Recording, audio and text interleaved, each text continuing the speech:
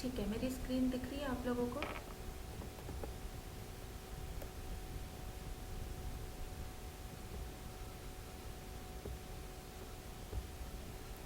ठीक है, तो हमने देखा था कि किस तरीके से हम लोग जैंगो का यूज़ करते हैं और जैंगो पढ़ने से क्या क्या चीज़ें हम लोग बिल्ड कर सकते हैं और इसमें हम लोग चीज़ों को किस तरीके से ऑर्गेनाइज करते हैं, राइट? सो जैंगो के अंदर आज हम लोग देखने वाले हैं, हमने बना लिया था एक प्रोजेक्ट। अगर आप लोगों को याद होगा तो हमने वर्चुअल इन्वायरमेंट बनाया था VNV नेम करके, और हमने बनाया था एक जैंगो प्रोजेक्ट। ठीक है,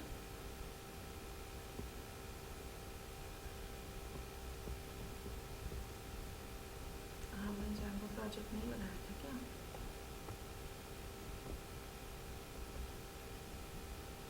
ठीक है,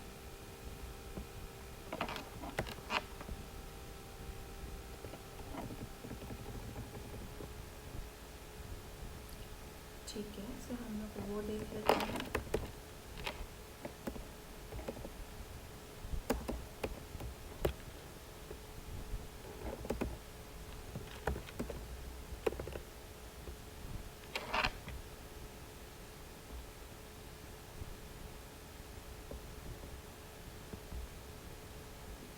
देखा था हमने और जैंगो इंस्टॉल किया था, राइट? अब मुझे एक्टिवेट करना है, तो आप लोग भी जल्दी से एक्टिवेट कर लो और मैं भी एक्टिवेट कर देती हूँ।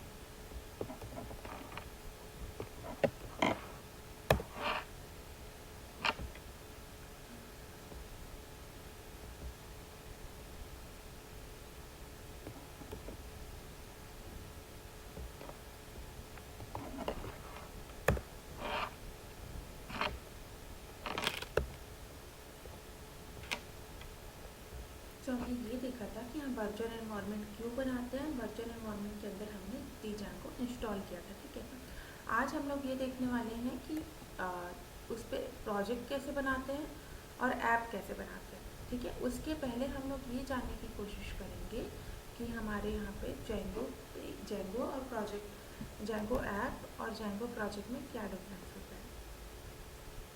ठीक है, एक मिनट, कोई तो आया है।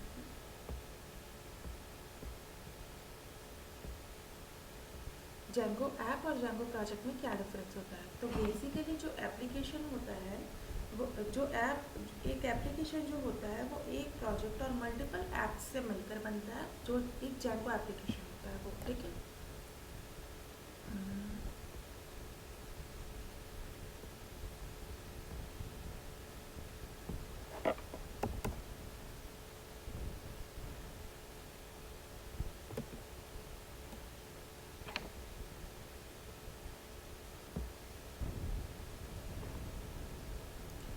सो जैंगो में ये होता है कि जब हम कोई प्रोजेक्ट बनाते हैं तो सबसे पहले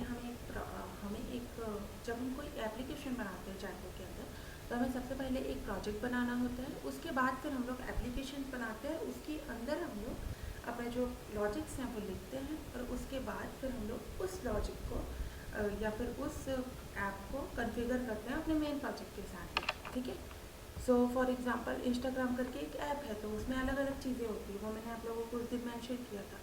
सो रील वाला सेक्शन जो है वो एक अलग ऐप होता है, और यूज़र इंटरफेस है वो एक अलग ऐप होता है, या फिर यूज़र चैट सिस्टम है वो एक अलग एप्लीकेशन होता है, और इन सभी एप्लीकेशंस को एक प्रोजेक्ट के साथ में कनेक्ट किया जाता है। ठीक है, सो ये इसका मेन इतना ही होता है। तो मैं आप लोगों को और थोड़ा सा डिटेल बताती हूँ, और वो चीज़ हम करके भी देखते हैं, तो आप लोगों को और भी अच्छे से समझ में आएगा।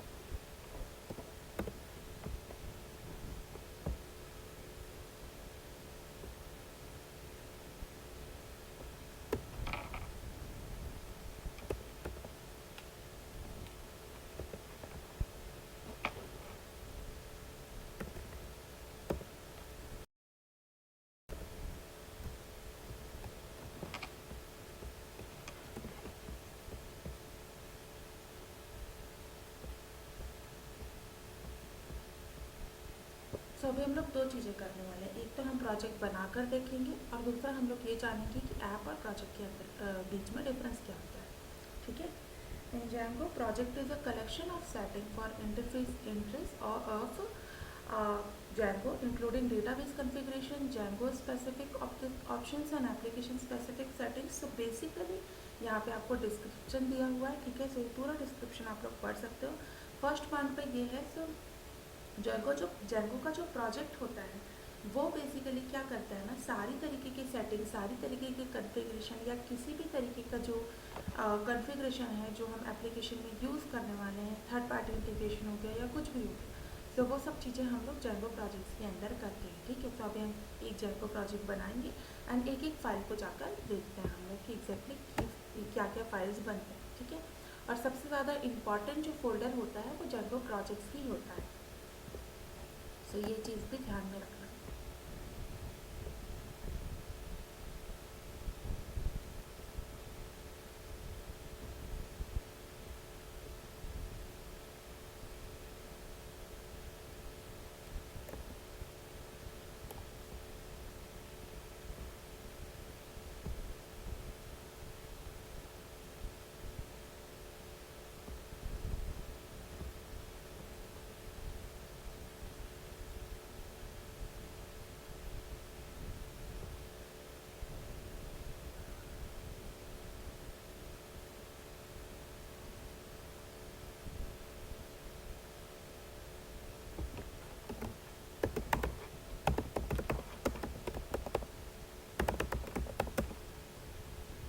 प्रोजेक्ट में ठीक है।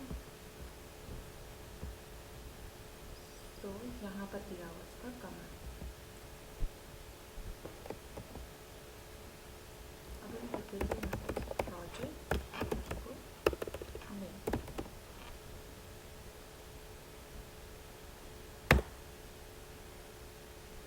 अभी मैंने ये एंटर किया तो वैसे ही मुझे यहाँ पे मेरा प्रोजेक्ट बन गया। ठीक है। प्रोजेक्ट अंडरस्कोर नेम करके, जिसपे हमारे पास प्रोजेक्ट नेम है, प्रोजेक्ट नेम नाम का एक फोल्डर बना है, मैनेजमेंट पाई नाम का फोल्डर बना है। अभी इस फोल्डर को ओपन करेंगे और देखेंगे कि क्या क्या फोल्डर्स, क्या क्या फाइल्स बने हुए हैं एंड हर एक फाइल का एक अलग अलग रोल होता है जो इस Django एप्लीकेशन में वो परफॉर्म करता है। ठीक है। उन रोल्स के बारे में समझने की कोशिश करेंगे। सो ये इसका कमांड होता है जो यहाँ पर लिखा हुआ है।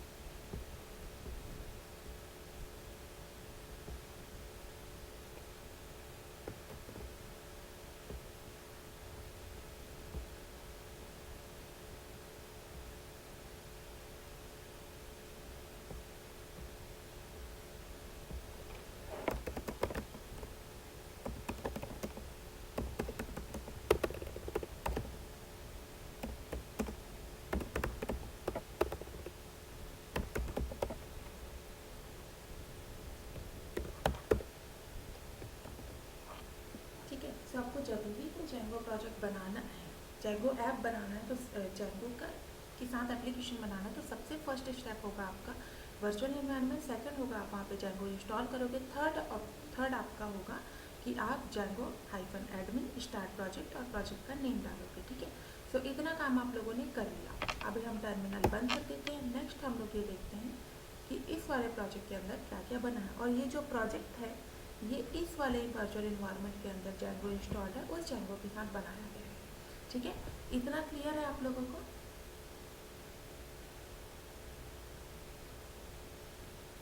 ठीक है। सो इसके आगे का देखते हैं हम लोग। ये जो प्रोजेक्ट नेम है, पहले तो हम दो तरीके से बना सकते हैं। ठीक है। यहाँ पे ये करके कर सकते हैं, या तो फिर हम लोग यहाँ पे स्पेस डॉट डाल सकते हैं। तो इसको डालने से क्या होता है, ये जो एक्स्ट्रा पाइथन के अंदर ये प्रोजेक्ट हाइफन सॉरी ये जो प्रोजेक्ट अंडरस्कोर नेम के अंदर एक और फोल्डर बना हुआ है ना, वो नहीं बनता यहाँ पे। ठीक है। सो यहाँ पे ये बन गया। अभी देखते हैं फर्स्ट जो इसका फाइल है वो है init.py। सो ये बेसिकली इनिशियलाइज करने के लिए होता है, इसका कुछ काम नहीं होता है, इसके अंदर हम कभी कुछ छेड़ते भी नहीं हैं। ये फाइल 2-3 लाइन्स का होता है, इस पर कुछ नहीं लिखा होता है। ठीक है। तो इसको हम लोग कभी नहीं छेड़ते, बट इसको डिलीट भी मत करना। ये यूज़फुल होता है सिर्फ उस प्रोजेक्ट को इनिशियलाइज करने के लिए किया जाता है वो ASGI। सो ASGI वाली जो फोल्डर है उसे भी हमें नहीं टच करना होता है, ये पूरी तरीके से जैंगो हमें करके देता है। और जब हम डिप्लॉयमेंट की तरफ जाते हैं तो डिप्लॉयमेंट में हमें इस फाइल पे थोड़ी बहुत चेंजेस करनी होती है अकॉर्डिंगली, एंड उसके बाद हम लोग डिप्लॉयमेंट करते हैं, ठीक है। तो यहाँ पे जो भी चीज़ें हैं 4-5 लाइन लिखी होती है जिसे हमें टच करने की ज़रूरत नहीं होती, जहाँ पे ये कॉन्फ़िगर होता है सेटिंग्स फाइल से, ठीक है। और जेंगो के अंदर रीड किस तरीके से करना होता है, प्रोजेक्ट नेम एक फ़ोल्डर का नाम है, ठीक है, ये वाले फ़ोल्डर का नाम है और उसके अंदर सेटिंग्स है। सो बेसिकली जब हम यहाँ पे कॉन्फ़िगर करने का मतलब ये होता है कि एड्रेस बताना, ठीक है। सो एड्रेस किस तरीके से हम बताते हैं, डॉट डॉट डॉट करके हम लोग एड्रेस बताते हैं जेंगो के अंदर, ठीक है। प्रोजेक्ट नेम के नाम का एक फ़ोल्डर है, उसके अंदर एक सेटिंग्स नाम का फ़ोल्डर है, वहाँ पे आपको ये वाली चीज़ मिलेगी। ये इसका कहने का मतलब है कि ये वाले फाइल्स को, ये वाले फाइल को हमें इतना जानने के लिए समझ लेते हैं आगे। ASGI बेसिकली एसिंक्रोनस रिलेशनशिप को मेंटेन करने के लिए, या फिर अगर हमें वैसी इंटीग्रेशंस को क्रिएट करना होता है तो हम लोग WSGI और ASGI के साथ में करते हैं, ठीक है। तो बेसिकली ASGI नोटिफिकेशन या फिर चैट इन सभी कॉन्फ़िगरेशंस के लिए होता है, एंड WSGI जो होता है वो डिप्लॉयमेंट के लिए होता है, ठीक है। सो हम लोगों का ये दो फाइल जो होता है वो हम टच नहीं करते हैं, ये वाली फाइल भी हम टच नहीं करते हैं। नेक्स्ट हमारी आती है settings dot file. Settings dot file सबसे ज़्यादा इंपॉर्टेंट फाइल होती है पूरे के पूरे प्रोजेक्ट में, ठीक है। सो इसको हम लोग बहुत ही ज़्यादा डिटेल में समझने वाले हैं, जिसके साथ हमारा आज के आज ही प्रोजेक्ट का कॉन्सेप्ट पूरा पूरा क्लियर हो जाए, उसके बाद फिर हम लोग आगे बढ़ेंगे, ठीक है। सो अभी आप लोगों को कुछ भी चीज़ें नोट करनी होगी तो आप लोग नोट कर सकते हो, अदरवाइज आपको रिकॉर्डिंग में मिल जाएगा। सो सबसे पहले ये वाली जो फाइल होती है वो कोर होता है, ठीक है। ये कोर होता है पूरे के पूरे कॉन्फ़िगरेशन या फिर कोई भी तरीके की सेटिंग वगैरह, वो सारी की सारी आपको इस वाले फाइल में ही मिलेगी, ठीक है। सो यहाँ तक का तो कमेंटेड होता है, ये पूरा का पूरा जांगो ने करके दिया है, राइट। अभी तक हमने कुछ भी नहीं किया, इसी में हम मॉडिफिकेशंस करते हैं, लेकिन इसमें से कोई चीज़ें हम हटाते नहीं हैं, क्योंकि ये सभी चीज़ों का हर एक चीज़ का एक मतलब होता है। इतना तो कमेंट है, ठीक है। ये 2 लाइन में उसने इम्पोर्ट किया है, ठीक है। जांगो में कोई भी चीज़ें जब करनी होती है तो सबसे पहले हमें इम्पोर्ट करना होता है कि भाई ये चीज़ यहाँ से लेकर आओ, फिर इसके आगे का काम हम स्टार्ट करेंगे। तो अब जब भी कोई एप्लीकेशन बनाओगे तो देखोगे सबसे टॉप में रहेगा इम्पोर्ट। वो एक लिखने का तरीका होता है कि हम लोग सबसे ऊपर लिख देते हैं वो चीज़ को, ठीक है। नेक्स्ट हमारा सीक्रेट की। तो सीक्रेट की हमारे पास सीक्रेट की क्या होते हैं, क्यों बनाए जाते हैं जांगो में। तो बेसिकली जांगो जो फ्रेमवर्क है वो काफ़ी ज़्यादा सिक्योर है, और अलग अलग एक्सपेक्ट से जांगो में सिक्योरिटी मेजरमेंट डले हुए हैं, ठीक है, जिसकी वजह से अलग अलग चीज़ों को मिलाकर जांगो एक बहुत ही ज़्यादा सिक्योर फ्रेमवर्क बनता है। सो यहाँ पर सीक्रेट की भी वही वाला काम कर रहा है, ठीक है। तो ये वाली जो की है वो ऑटोमेटिकली जनरेटेड होती है। हर एप्लीकेशन के लिए ये की डिफरेंट होती है, ठीक है। आपके जांगो ऐप के लिए ये अलग होगी, मेरे जांगो ऐप के लिए अलग होगी। तो यहाँ पर इसकी वजह से जो है सीक्रेट जो ऐप है उसको हैक करने के लिए काफ़ी ज़्यादा डिफ़िकल्टी होगी। इस वजह से हमारा एक सिक्योरिटी लेवल जो है वो अप हो जाता है, ठीक है। सो ये वाला जो की है वो हम अपने एप्लीकेशन का किसी के भी साथ शेयर नहीं करना चाहिए, क्योंकि हम जब ये वाला सीक्रेट की जब हम डिप्लॉय कर देंगे और वो लाइव हो जाएगा, और ये सीक्रेट की अगर किसी को पता चल जाएगी तो उसके साथ हम लोग ये एप्लीकेशन को हैक भी कर सकते हैं, ठीक है। सो इसलिए हम इस चीज़ को .env फाइल में स्टोर करके वहाँ से सीक्रेट से इंपोर्ट करते हैं, ठीक है।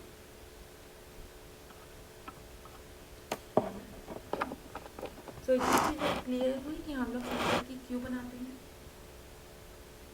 मतलब क्या काम करता है, ठीक है। इसके बाद नेक्स्ट जो होता है वो होता है debug equal to true. Debug equal to true का क्या मतलब है, जब हम डेवलपमेंट फेज में होते हैं तब हम लोग डीबग इक्वल टू ट्रू रखते हैं, बट जब हम प्रोडक्शन लेवल पे होते हैं तब हम डीबग इक्वल टू फॉल्स रखते हैं, ठीक है। प्रोजेक्ट में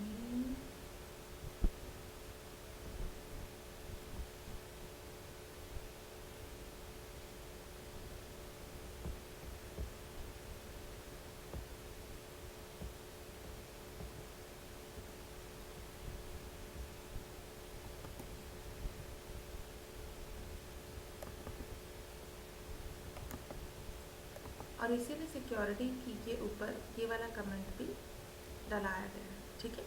और यहाँ पर भी बताया गया है security warning, don't run with debug turn on in production. तो इसका मतलब क्या है कि हमें प्रोडक्शन पे इसे ट्रू के साथ पे रन नहीं करना है, डीबग इक्वल टू फॉल्स करना होगा, और उसके बिना प्रोडक्शन में प्रॉब्लमेटिक भी होता है कुछ चीज़, ठीक है। तो इसलिए हम लोग उसको पहले ही डीबग इक्वल टू फॉल्स कर देते हैं।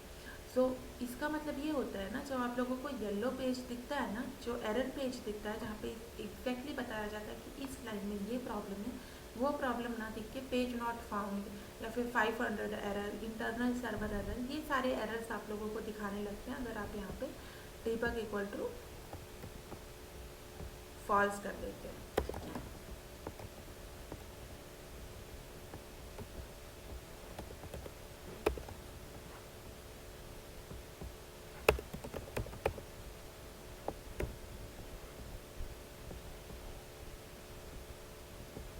इस तरीके से आपको लिखना होगा।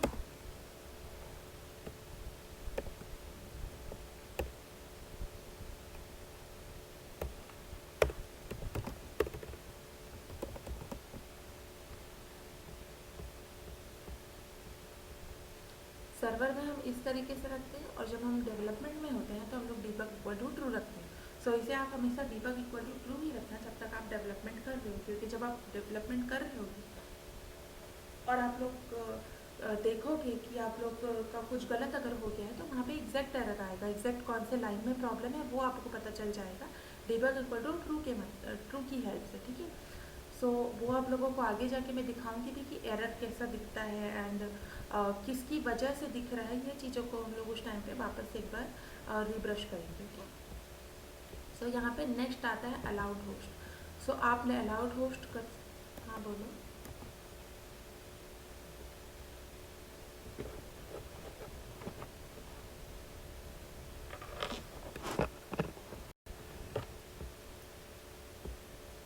अब आ रही है क्या मेरी आवाज़?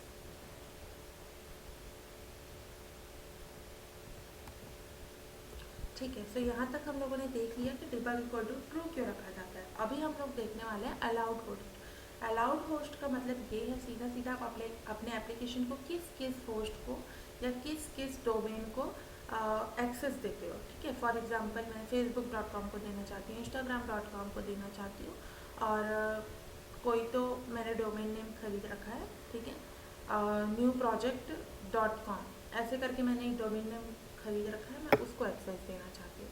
तो मैं यहाँ पर उस चीज़ को डालते जाऊँगी, ठीक है। ये तो ऑल के लिए होता है जो बाय डिफ़ॉल्ट होता है। अगर मैं यहाँ पे मेंशन करना चाहती हूँ अगर कुछ प्रॉब्लम करता है अलाउड होस्ट, तो मैं इस तरीके से करती हूँ। इसका मतलब होता है ऑल, ठीक है, ऑल होस्ट से करते हैं।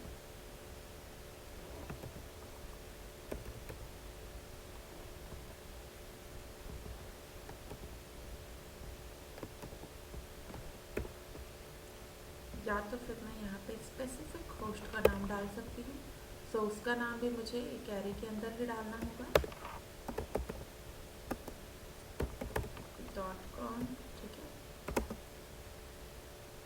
यहाँ पे google.com, यहाँ पे मैं कुछ और डालना चाहती हूँ, फॉर एग्जांपल twitter.com, और ये हो गया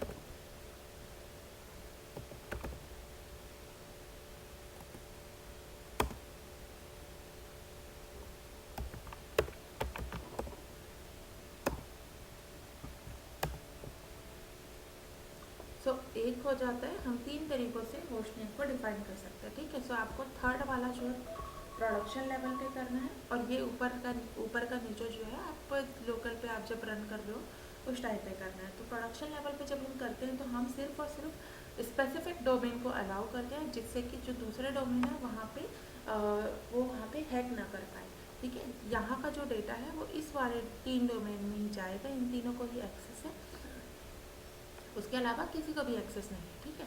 सो हम लोग इसको इस तरीके से समझ सकते हैं। नेक्स्ट जो हमारा लेकिन हम लोग जब डेवलपमेंट करेंगे तब हम लोग अलाउ होस्ट और ब्लैंक एम्प्टी एरे के साथ पे जा सकते हैं, या फिर सेकंड ऑप्शन के साथ में जा सकते हैं। इसका मतलब ये है कि सभी लोग अलाउ करेंगे। यहाँ पे हम लोगों को लोकल होस्ट को भी डालना पड़ेगा, ठीक है। जो 8000 वाला हम लोग देखते हैं ना, या फिर लोकल होस्ट कोलन 8000 देखते हैं, वहाँ पे हम लोगों का डेटा जाता है, या फिर हम लोग वहाँ पे ओपन करके देखते हैं। जो जंगो का बाय डिफ़ॉल्ट होता है,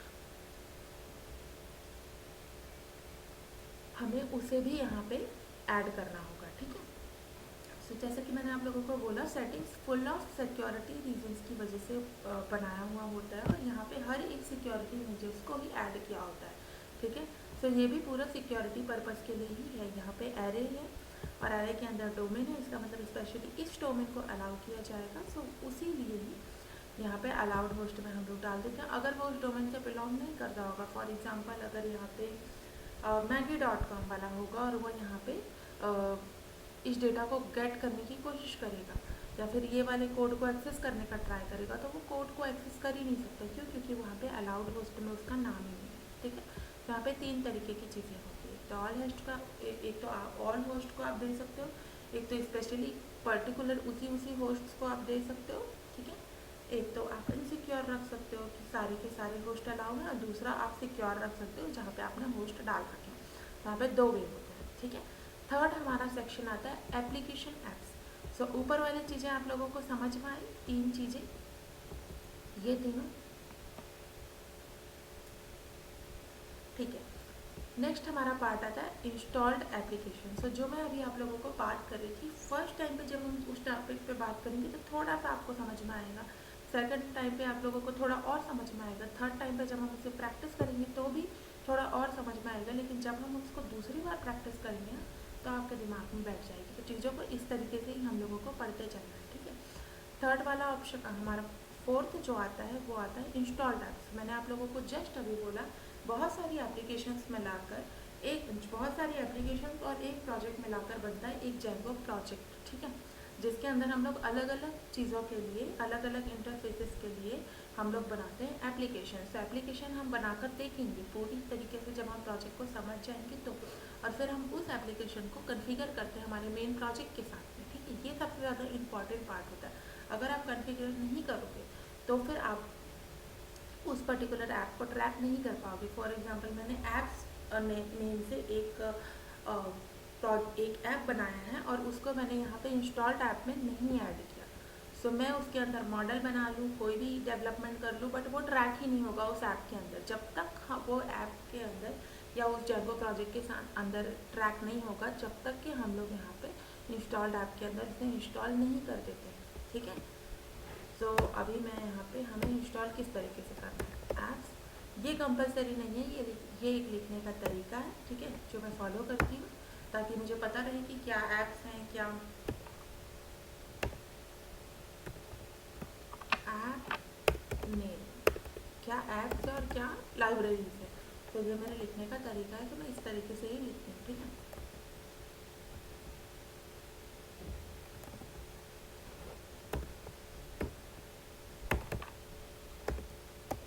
यहाँ पे लाइब्रेरीज, ठीक है, रेस्ट फ्रेमवर्क हो गया या कुछ और हो गया, इस तरीके से चीज़ों को हम लोग यहाँ पे ऐड कर सकते हैं, ओके।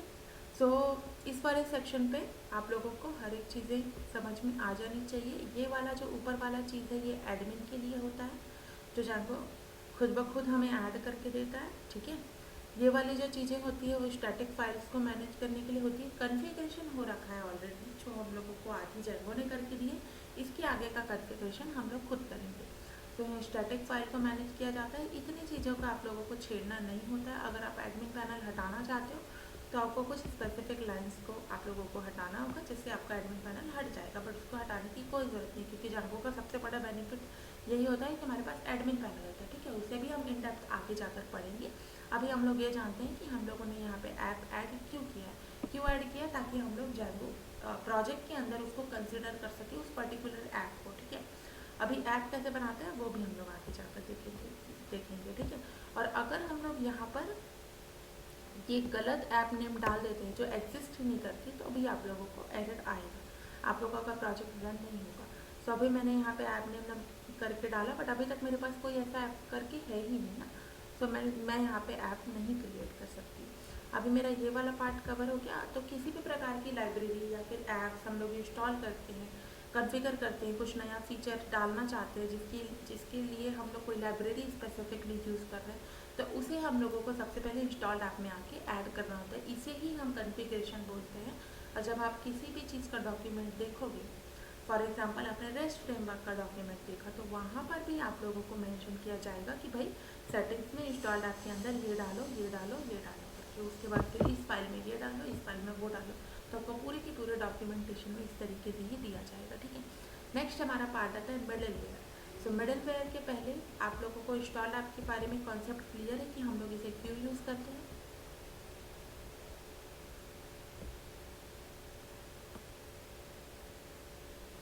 बताओ। ठीक है, गुड। सो मिडलवेयर भी एक टाइप के जो है सिक्योरिटी, एक एक्स्ट्रा लेयर ऑफ सिक्योरिटी होता है, ठीक है। और इसे हम लोग सिक्योरिटी पर्पज़ के लिए ही यूज़ करते हैं सीधे, ठीक है। एक मिनट, आप लोगों को इसका नोट्स दे देती हूँ।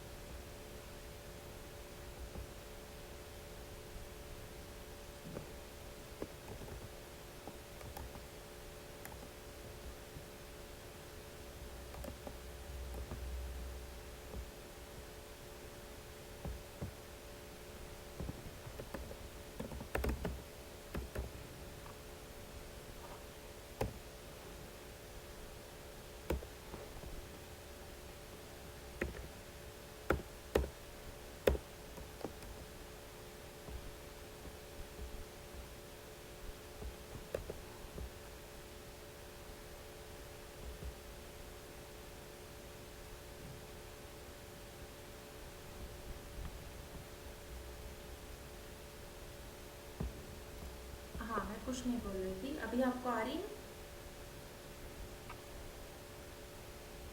ठीक है। सो मिडलवेयर क्या होता है? It's just extra layer of security जो हम जैंगो ऐप में बाय डिफ़ॉल्ट जैंगो हमें करके देता है, ठीक है। जिसमें हम security middleware, sessions, common middleware, CSRF, authentication and message and X frame of the option middleware, इन सभी चीज़ों को वो मैनेज करता है। तो इन चीज़ों को तो हमें छेड़ने की ज़रूरत ही नहीं है, ठीक है। ये सारे अलग अलग सिक्योरिटी मेजर्स हैं जो ये फॉलो करता है जैंगो, ठीक है।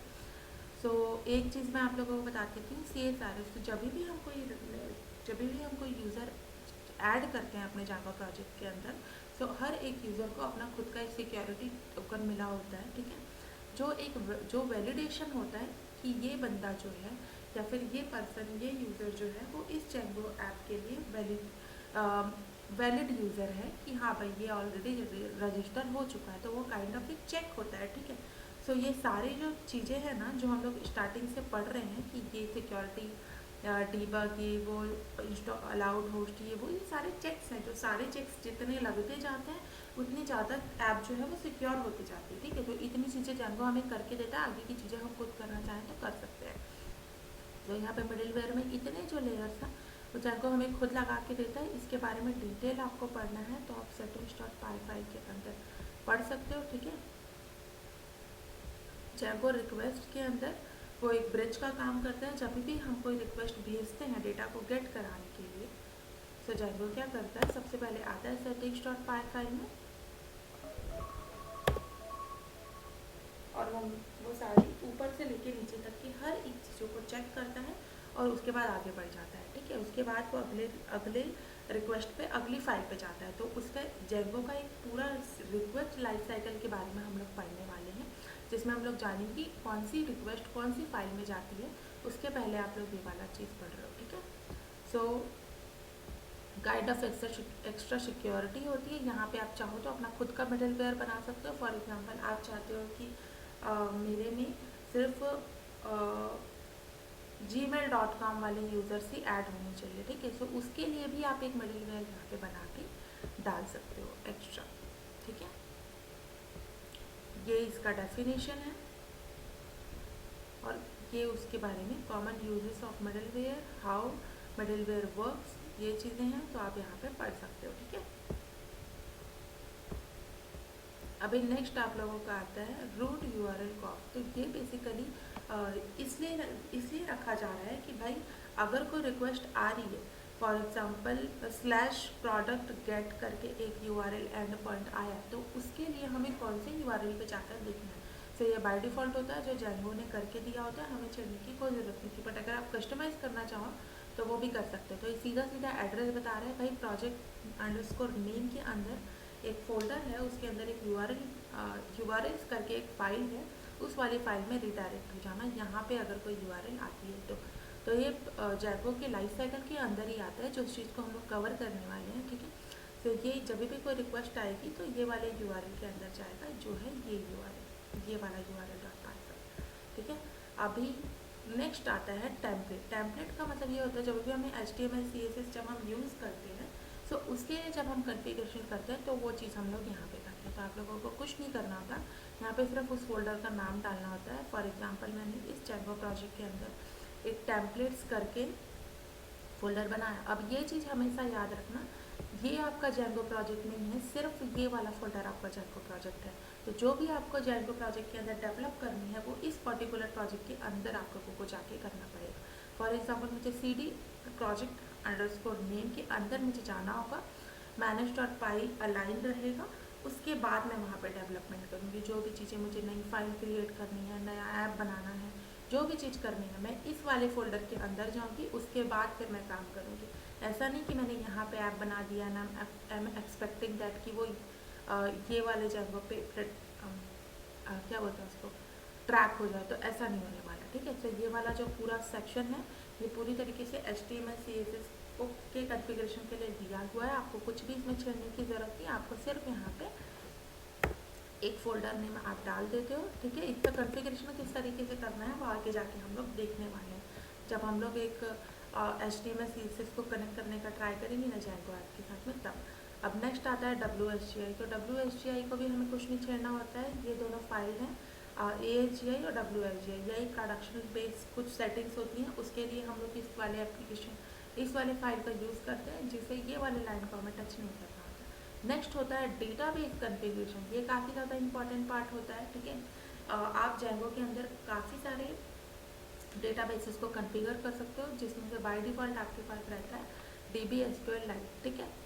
सो ये वाली चीज़ को भी हमें छेड़ने की कोई ज़रूरत नहीं होती। यही है जैंगो की ब्यूटी, वरना कि हमारे को जो है डेटाबेस कॉन्फ़िगर करने की भी कोई ज़रूरत नहीं होती। आप सीधा मेक माइग्रेशन करते हो, टेबल्स बनाते हो, डेटा डालते हो, दैट्स इट। टेबल्स बनाते हो, प्रोजेक्ट रन करते हो और उसके बाद फिर वहाँ पे आप डेटा डाल सकते हो, ठीक है। सो यहाँ पे बाय डिफ़ॉल्ट जैंगो के अंदर DB.SQLite यूज़ होता है। ये वाला जो पॉइंट है कि जैंगो के अंदर डिफ़ॉल्ट डेटाबेस क्या है, ये काफ़ी ज़्यादा इम्पॉर्टेंट काफ़ी ज़्यादा इम्पॉर्टेंट क्वेश्चन है। तो ये चीज़ को आप लोगों को लिखना है, लिख लो, रटना है, रट लो, बट ये चीज़ आपको याद होनी चाहिए। और एंड में जब एग्ज़ाम्स होंगे तो इस चीज़ को भी वहाँ पे एज अ क्वेश्चन पूछा जाएगा, और मैं आप लोगों से कभी भी ऐसा क्वेश्चन पूछ सकती हूँ जितनी भी चीज़ें मैंने आप लोगों को पढ़ाई है, ठीक है। सो आज से आप लोगों का वो वाला टाइम स्टार्ट होता है कि जैसे ही हमारा क्लास ख़त्म हो गया तो दूसरे दिन हम लोग स्टार्टिंग में मैं आप लोगों से क्वेश्चन कर सकती हूँ कि भाई हम इसका मतलब क्या होता है, ये हम लोग क्यों यूज़ करते हैं, वो हम लोग क्यों यूज़ करते हैं। तो समझ नहीं आए तो तुरंत से तुरंत पूछ लेना, ठीक है। ये डेटाबेस कॉन्फ़िगर इन सभी लाइन से हो जाता है। ये 4-5 लाइन्स होती हैं जिससे हम लोग डेटाबेस को कनेक्ट कर रहे हैं, मतलब कि डेटाबेस करके एक अलग फाइल होगा, उस फाइल में हमारे पास डेटा है, प्रोजेक्ट हमारा अलग है, और हमारा जो डेटा है वो वहाँ पे स्टोर रहेगा, हमारा प्रोजेक्ट का कोड है वो अलग लिखा होगा, ठीक है। नेक्स्ट हमारा है ऑथ पासवर्ड वैलिडेशन। सो जैंगो खुद ही कुछ सिक्योरिटी लेयर्स लगा कर देता है, उसके आगे अगर आप लगाना चाहो तो लगा सकते हो। फॉर एग्जांपल अगर आप चाहते हो कि आपके एप्लीकेशन के जो यूज़र्स हैं उसके स्टार्टिंग पासवर्ड के स्टार्टिंग में एडमिन होना चाहिए, ठीक है। सभी जो भी यूज़र्स हैं वो अपना पासवर्ड क्रिएट करते हैं, तो उनके स्टार्टिंग में एडमिन होना चाहिए। सो आप वहाँ पे एक कस्टमाइज वैलिडेशन लगा के ऐड कर सकते हो। और यहाँ वैसे तो हमें इसे छेड़ने की ज़रूरत नहीं होती क्योंकि काफ़ी ज़्यादा स्टैंडर्ड होता है, ठीक है। मिनिमम लेंथ वैलिडेशन यहाँ पे हो रहा है, यहाँ पे कॉमन पासवर्ड वैलिडेशन हो रहा है, न्यूमेरिक पासवर्ड वैलिडेशन हो रहा है, यहाँ पे ये हो रहा है। इस तरीके से ये चीज़ें हो रही है, तो इसे भी हमें टच करने की कोई ज़रूरत नहीं होती। और यहाँ पे वही हो रहा है कि हम लोग यहाँ पे पासवर्ड को सिक्योर बनाने के लिए कोड ऐड कर रहे हैं, ठीक है। तो आप अगर देखोगे तो जेंको के अंदर आप 8 कैरेक्टर्स से नीचे का पासवर्ड नहीं रख सकते हो। अगर आप एडमिन से जाके करते हो, अगर आप सुपर यूज़र टर्मिनल से बनाते हो तो आप 2 वर्ड्स का रखो, कोई दिक्कत नहीं, क्योंकि आप वहाँ पे टर्मिनेट हो। बट अगर आप नॉर्मल जाके एप्लीकेशन को रजिस्टर करते हो या फिर आप एडमिन पैनल पे जाके न्यू यूज़र ऐड करने की कोशिश करते हो तो फिर आप लोगों को वहाँ पे ये वाली जो इफेक्ट है वो दिखेगी। इसके आगे की जो चीज़ें हैं ये सारी जो है टाइम जोन्स पे के रिलेटेड होती हैं, ठीक है। फॉर एग्जांपल मैंने टाइम डाल रखा है कि किस टाइम पे डेटा ऐड हुआ है, तो वो किधर का प्रेडिक्ट करेगा, तो वो चीज़ें यहाँ पे लिखी होती है। हम चाहे तो इसे मॉडिफाई भी कर सकते हैं, इसे हम लोग इंडिया के अकॉर्डिंग रख सकते हैं, जो हम लोग बाद में जाके देखेंगे कि किस तरीके से करना है, ठीक है।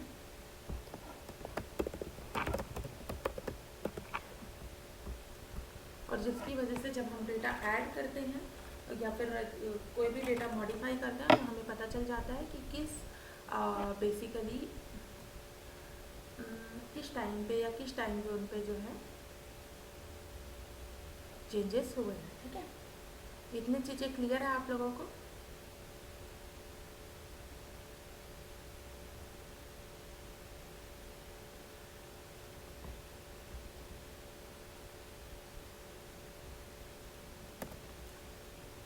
ठीक है। सो हम लोग देखने वाले हैं कि किस चीज़ के लिए हम लोग क्या क्या यूज़ करते हैं। तो लैंग्वेज अंडरस्कोर कोड हम लोग बेसिकली यूज़ कर लेते हैं, HI-IN करके यूज़ करते हैं, ठीक है।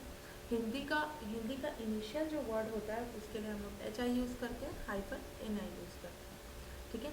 अगर हम लोग टाइम जोन की बात करें और हम इंडिया में हैं तो हम लोग इंडिया के टाइम जोन के लिए एशिया/कोलकाता यूज़ करते हैं, ठीक है। और ये भी हम दोनों ये एज इट इज़ रहेगा आपका।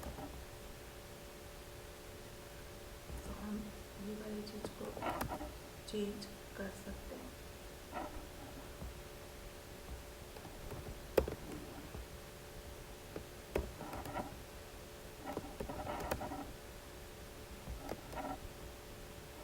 कर दिया, इसे हम अभी ऐसे ही रहने देते हैं। लैंग्वेज तो हम लोग इंग्लिश में ही डेटा हमारा आने वाला है, तो हम ऐसे ही छोड़ देते हैं।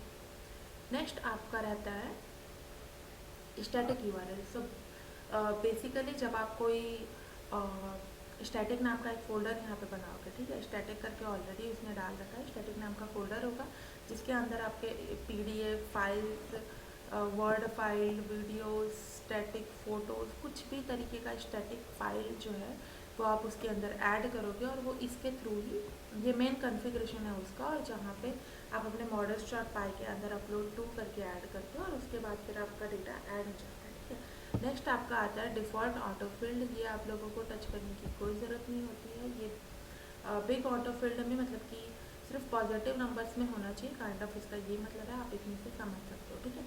तो इसमें आपको छेड़खानी करने की कोई ज़रूरत नहीं होती। तो ये वाली चीज़ को जानने, ये वाली जो फाइल है इसको हमने पूरे का पूरा स्टार्ट टू एंड देख लिया है।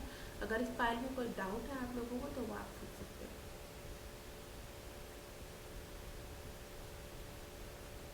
बताओ।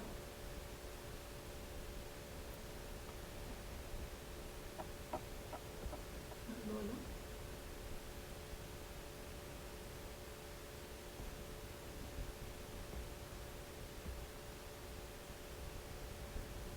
नहीं, हमें लोकल होस्ट कनेक्ट नहीं करना पड़ता है। सो बेसिकली जब आप पोस्टग्रेस यूज़ करते हो, ठीक है, तो आपको वहाँ पर डालने की ज़रूरत पड़ सकती है, पर आपको यहाँ पर डालने की कोई ज़रूरत नहीं होती। और आप पोस्टग्रेस भी किस तरीके से ऐड कर सकते हो, इस तरीके से। एक मिनट, ये देखो, आप इस तरीके से अपना पोस्टग्रेस भी कनेक्ट कर सकते हो, ठीक है। तो यहाँ पे आपको होस्ट मेंशन करने की ज़रूरत होती है लोकल होस्ट करके, बट आपको ऊपर वाले में ऐड करने की कोई ज़रूरत नहीं होती है क्योंकि ये बाय डिफ़ॉल्ट लोकल पे होता है। सर्वर पे भी होता है तो वो अपने आप ही डेटा वो कॉन्फ़िगर कर लेता है ना। तो जैसे ही आप यहाँ पे जो फाइल नेम डालते हो ना, अगर आप यहाँ पे DB3 डालते हो तो DB3 नाम का ऑटोमेटिकली फाइल बन जाएगा, DB4 डालते हो तो DB4 नाम का बन जाएगा, बट .SQL3 को आप चेंज नहीं कर सकते। ठीक है।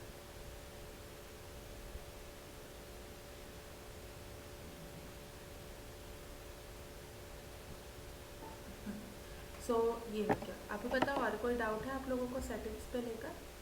एक बार मैं इसे पुश करती हूँ, 5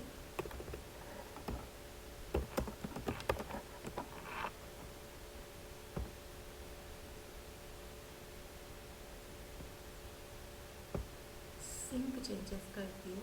अगर मैं सिंक चेंजेस नहीं करूँगी तो बिल्कुल नहीं होगा। ठीक है, अब आप लोग पुल कर लो और चेक कर लो कि कुछ आप लोगों को पूछना है क्या, तो आप उससे रिलेटेड पूछ सकते हो।